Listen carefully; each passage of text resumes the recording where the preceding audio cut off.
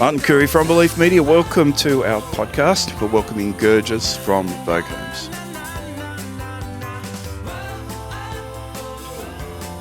Girgis, once again, thanks for joining us, mate. Yeah, no, thanks for having me. Really appreciate it. The Australian sales manager for Vogue Homes? State sales manager for Vogue Homes. We're in New South Wales at the moment, but soon we'll be national. And yes, then you can call me the national sales manager, but we'll get there slowly. I'm at an advantage. I've just listened to one of our own clients record a podcast with you, and I was intrigued. It's part of the reason I want to jump in myself and have a chat. Yeah. Although much of what we're going to talk about now, I've actually talked to you about in the last sort of 3 or 4 weeks. Yeah, great. A couple of times we've gotten together. So your history, mate, I was intrigued to hear you were an engineer. Yes, that was a lifetime ago. Software engineer is my background. I did a Bachelor of Engineering and Finance, actually, at the University of New South Wales. So that I didn't know there was such a thing. Yeah, mixing those two. Yeah, well, I didn't know what to do at university. I had all the choices, and where I come from, you had 3 choices: either a lawyer, doctor, and engineer. And I thought I would take the least evil one, the least evil one. So, I did that, and I figured out pretty quick it wasn't for me. And we just went to consulting, went into business, and got introduced to real estate probably about over a decade ago, and never looked back really ever since. So it's been a great journey. So you're a prolific investor yourself, aren't you? You said you've been investing for about 10 years. Yeah, I'll try. It's the last 10 years have been a good time, I guess, to invest, haven't they? Look, it's always a good time to. What I've learned is that it's always a good time to invest because the market will always go back up and down. And I'm not going to sit here and pretend that I'm an expert in investing. I have my way of doing things, and my view is the long term. If you're coming into real estate thinking it's going to be a 1 year or 2 year, I don't think real estate is the thing for you. Real estate, if you're not looking at it from a 15 to 20 sort of point of view minimum, you probably won't do as well. But real estate is always a great place to, and it's a long-term strategy, and it's you can always make money in real estate if you know what you're doing. And look, I'm sure there are plenty of opinions out there, but you just got to find and educate yourself and try and make the best decision you can. Everyone always says the bubble's going to burst eventually, but it just never seems to. To me, it doesn't make any sense. I mean, I hear all these economists that say, hey, we're going to have a 50% drop, 30% drop in pricing. I actually don't. If that happens, we'll crash. And there's no coming back from that, but it doesn't make sense. As a population, we're growing despite COVID. We're the fastest Western growing economy or Western country in the world, and these people need to be housed somewhere. It's a simple supply and demand. It's not rocket science. If we were to believe statisticians, then Hillary Clinton should have won 96% of the popular vote, because that's what the data was telling them. I don't listen to economists anymore because they just, I don't know where they're getting the data from, but mate, look, data is as good as anything, right? It's what you do and the decisions. And I've always had mentors. I had a mentor, and she always said to me, "You're going to win some and you're going to lose some. As long as you're winning more than you're losing, you're doing okay in life." I thought that was the best advice someone can give me. So, don't listen too much. I mean, listen to, hear what they're saying, but you don't have to apply everything. Just have your own formula and trust your gut, and what's the worst that can happen? Okay. Now, there are 3 things I want to talk to you about. Right? The first one is obviously Vogue Homes. Yep. And the second one is your own blog, your own website, your own media presence. And the third is your relationship with mortgage brokers and the finance market, because a lot of our guys, that's where they originate and so on. So, look, first of all, Vogue Homes, when my client came to me, right, he gave me a pricing schedule and structure and everything else, and I needed to know who Vogue were. If I was going to promote them, if I was going to work with them, I need to go out and see their homes. I need to go out and work with the competition, see what was out there. And the hard reality, the truth of the matter is, I came back and said, mate, look, Vogue Homes, mate, this is their base price. I went to the guys next door and these people and these people and these people.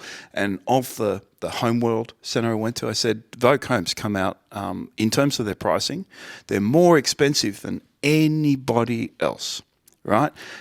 Now, that's what your competitors would like to have us believe. When you do the numbers and you normalise everything, and you look at, essentially try and establish a fixed cost, which you guys have. I got to establish. I think more highly of Vogue Homes than I do of any of those other people there, because every single time I walked into one of those display homes, they were trying to deceive me.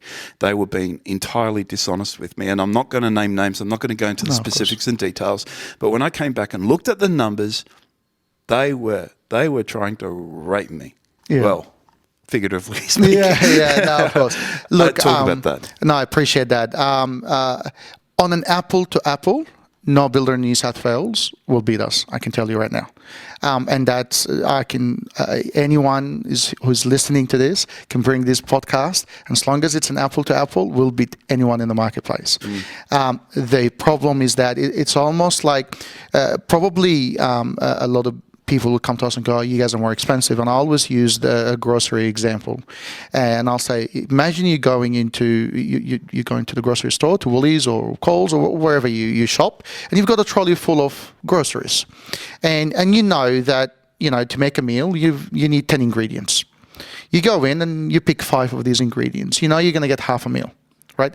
To get a full meal, it's going to cost you what it costs to buy 10 ingredients. Now, do you want to know about that up front, or do you want to know about that later?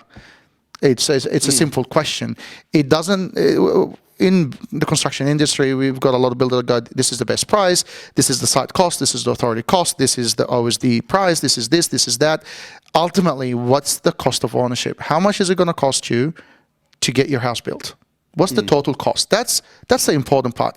There's no point of comparing and going, well, this builder is giving me a best price and that's more expensive than the other builder, then they must be expensive. That's a whole lot of rubbish. That thinking process is out the window. If a builder gives you a site cost that's more than the other builder, that doesn't mean anything at all. All it means is how I allocate the cost base, right? It's how I allocate things to what cost centers. So it's all rubbish. So throw that all out the window, look at the final price and go, how much is it going to cost me to build this home? That's the price you're paying. You're not paying the base price. You never build a house on a base price. You don't build a home on a site cost alone. You don't go in and go, okay, well, your best price is 300,000. Your site cost is 200. I'm just going to pay you 300. It doesn't quite work like that, right? So you got to look at the total cost of the house. Now, comparing builders, we can be talking about it to the morning, but probably high level, I would probably consider a couple of things. One is to truly compare apple to apple, have the same design price between different builders, because that's a big variable. I can give you 2 40-square homes, and the difference between them could be $10,000, $20,000, $30,000 just in structure alone, right? If not more. So have the same design compared between different builders. Then look at the inclusions and make sure the inclusions are the same. Make sure your ingredients to make the meal is the same. If you get these two together right, you will find, we do comparatives between builders, we do mystery shopping with builders, and we have to, because we have to understand what's happening, as any good builder would do. And I reckon probably over the last 5 years, from all the research I've done, there's a maximum maybe about 10 to 20,000 max in terms of apple to apple when you compare pricing. It's not a big difference. It's just that what are they going to charge you up front? What are they going to charge you later?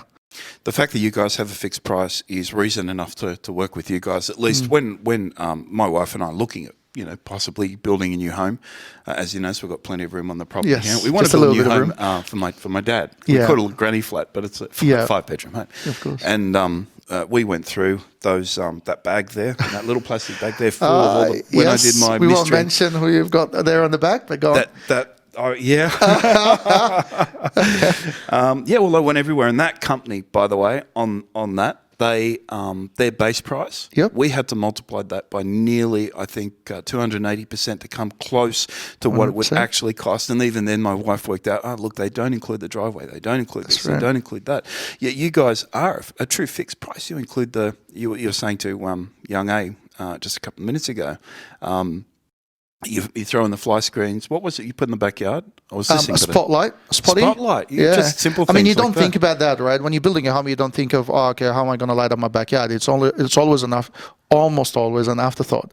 I mean, I did it in my first home when I built it, and I'm like, crap, there's no spotlight. And then I had to go to Bunnings and buy something to try and fit it out. But the fact that you went, and we won't mention the builder, but to that Yeah. particular builder, and it was going to be twice, 3 times, and they're not the worst of the lot. No, Let me they're tell not. you this, right? So, look, I'm not saying all builders, like we have some really good builders in our industry, Yeah. and we're not the only builder that fixes it. I can name a few that can truly fix the price up front. Obviously, I work for Vogue Homes, and Yes. we fix the price. We don't leave the guesswork. We try and remove as much of a guesswork out of the equation for you as we can. So, if you're buying a turnkey product from us or turnkey home from us, as I was saying earlier, you LED lights throughout downstairs, right? For example, or throughout the home. We don't say 10 LED lights included, because then that's not really fixed, is it? Because I'm limiting what you can do. A lot of builders will go, yeah, it's a fixed price, but then it's only up to 50 linear meters, fixed price.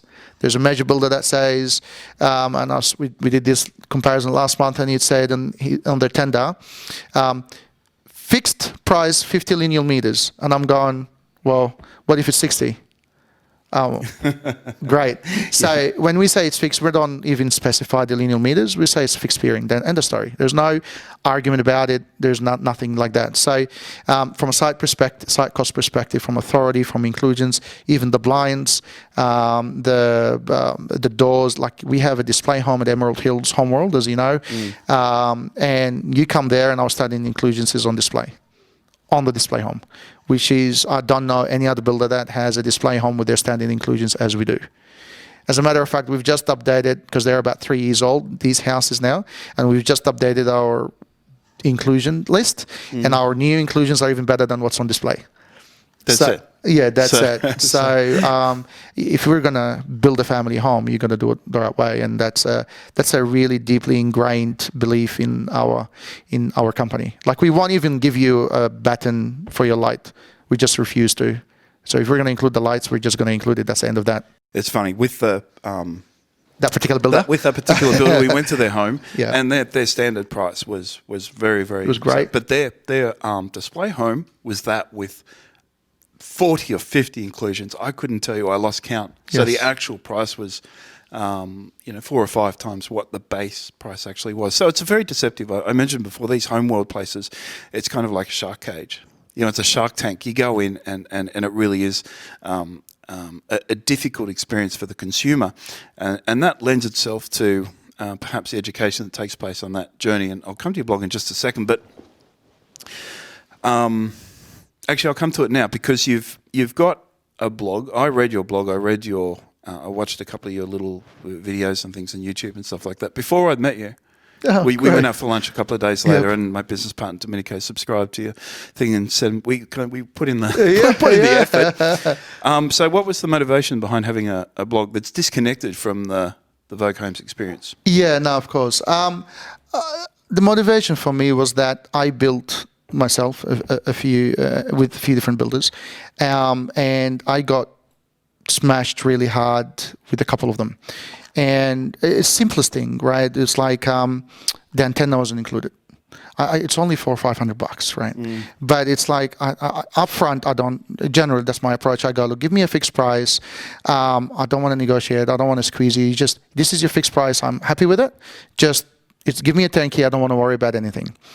And then I get a call, there's no letterbox and there's no antenna. Yeah. And by the way, you needed extra peering because we didn't foresee it's your site, and this is the best line. It's your site. We didn't want to charge you upfront too much. We wanted to know exactly what the cost is going to be before we charge you. What a lot of crap. So I just refuse to do that. So that probably going through that and the stresses put my family through and me through, to be honest with you. And look, that's a small example. I mean, one builder hit me with the best part of 15 grand in variations at the end. I had no choice but to pay it. And that was fine. It's a good learning experience. Sure. But sure as hell, I'm not working for a builder that does that. Ever. So even when I joined Vogue, a big part of my process was that I wanted to make sure I'm working for a builder that has a similar value system to mine. And I was saying earlier, you spend most of your time at work. So if you're not with the right company that has similar values and appreciate your values and they're in line is just not going to work. So what motivated me to start the blog was just personal pain, to be honest. I'm going, this can't be a good experience. I just refuse to believe that this has to be the norm in our industry. We have to do better. And there are builders who are doing extremely well when it comes to this stuff. And as I said, I can name you probably 10 builders on top of my head that do fixed price. A lot don't, but there's some really good builders out there that do that and very reputable, and I'd build with any of them. Obviously, I work for Vogue Homes, and it's a great company to work for. We provide a fixed price, and if it's not fixed, we tell you up front, and if you're not happy, we'll give you your money back, we'll give you your reports. We're not in the business of what's that couple of $1,000s to get the reports. Like, that's not here, not there. We make money as a builder when we build your home, and we want you to want to build with us, not because you have to build with us. So we're not going to get you in, lock you in, and then you have no way but to build with us. We want you to be wanting to build with us. But back to my blog, I started it just because I wanted people to make the right decision, to make a more informed decision, I should say. And for someone to make a more informed decision, there has to be some simplified tools specific around building a home that is not biased towards a specific builder. So in my blog, I'm not really biased towards Vogue Homes or any of the other good builders or otherwise. I'm basically, it's just an opinion from experience, hard-learned experience, to go, look, here are the things you need to consider. Here is the steps you need to go through if you want to make sure you don't get stung later. If you want to get stung later and you want to take the leap of faith, then that's your prerogative and that's your business. But I basically created it just to help people make a better decision, if I can. So it's just a vocational choice of yours to support buyers through the journey? Yeah, honestly, it's more for me. I like helping people. And as I said earlier, I'm very lucky to be in construction. Right.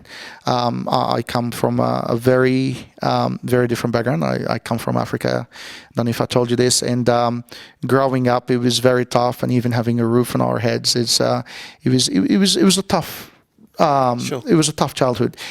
So for me to be able, I see myself as being able to help and being the access to helping other people, even a little bit with their journey, is a great reward for me, because I know what it means to have a roof over my head, and being where I am now, I'm very grateful. So if I can impart with that knowledge, because I had no one coming through it, I had every blog I read, and there's some really good blogs in some builders' websites, but most of them are always biased towards the builder. But I thought, okay, if we have an independent opinion that people can use, and there's some really good content in other builders' content as well. So it just sort of complements what's already out there, and hopefully people can make a more informed decision. It's very good, though. One of the things I struggle with my clients is having them put a content strategy into place. Yeah. And very few of them do, and it's led us in a few different directions. Manage content strategy internally, an article submission service, which is duplicate content. There are SEO implications with that, and all these different issues. And I always tell finance brokers and financial advisors, accountants, everyone else, they're in the education business. You're not contractually obligated to do any of this stuff. You've got a great content strategy in place. I wish more people had your approach. And I guess that's because you love what you do. So you've done well, mate. Oh, your blog is really nice. And what's the web address you want to... Yeah, no, of course. It's learnproperty.com.au. I tend to contribute to it on a regular basis, and it comes purely from my everyday interaction with customers, first home buyers, second home buyers, downsizers, and just through the questions they're asking and through the problems that they're facing. It's a big decision. Building a home and purchasing a home is a very big decision, and you can't go about it in the same way you make a decision when you're buying a car or buying a laptop or buying a phone. There are a lot more variables to consider. So the blog attempts to probably give you a few tools to help you just be more informed and look at things a little bit differently. It's not absolute. It's not the only way to do things, but it's certainly there's some good snippets in there to help you hopefully look at things a little bit differently. And if you look at things a little bit differently, I've done my job. And you are really objective. You mentioned that you were kind of colourblind in your approach to it, but when Domenico pulled your side up, he said, "Are you sure this is the same guy? There's no mention to Vogue. There's no mention to this," and it really is just very clear. Objective information. So you've done really well there. Now, I'm just going to change gear and talk about these brokers, because I think we all have to head off in a few minutes. No, good. And I'm getting some... Waiting from the back. Yeah, nasty look from the back of the room there. When we met up for lunch, maybe 2 or 3 weeks ago, and I said, what do you do with your brokers? Where do you get your broker from? It's a local broker sort of in the region. She approached you and she showed you what she was capable of and so on. And I guess you guys can't have an in-house provider. You can't force people onto a specific lender, obviously, but you do provide this particular broker as an option. You just want to run back over what it was about that broker that attracted her to your business. Yeah.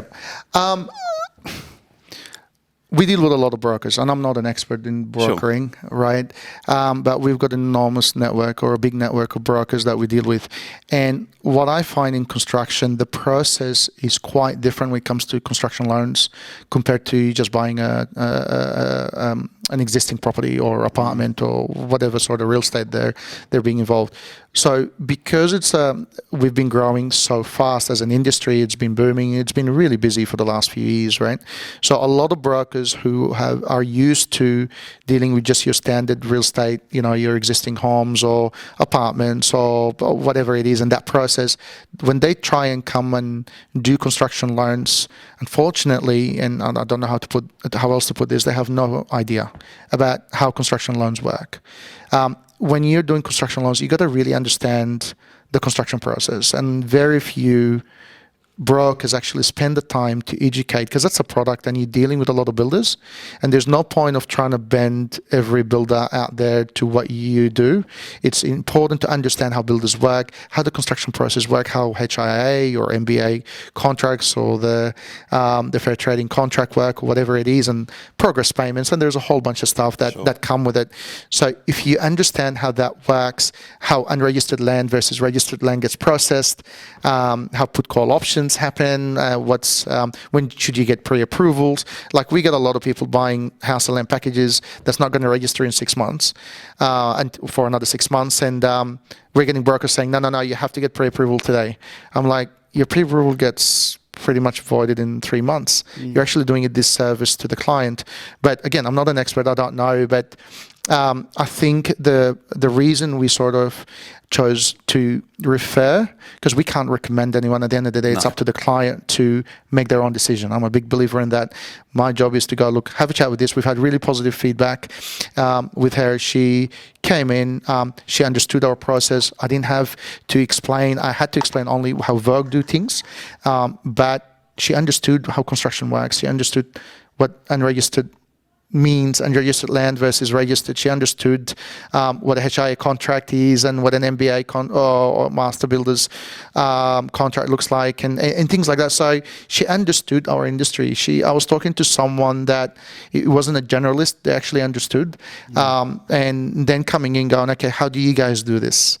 And then we were able to have a constructive conversation where we're like, okay, here's our process. Here is the bank process. How can we expedite things? Because the last thing we want to do is having people coming in and then waiting for 6 weeks, 8 weeks because the broker missed something because they didn't understand the process, right?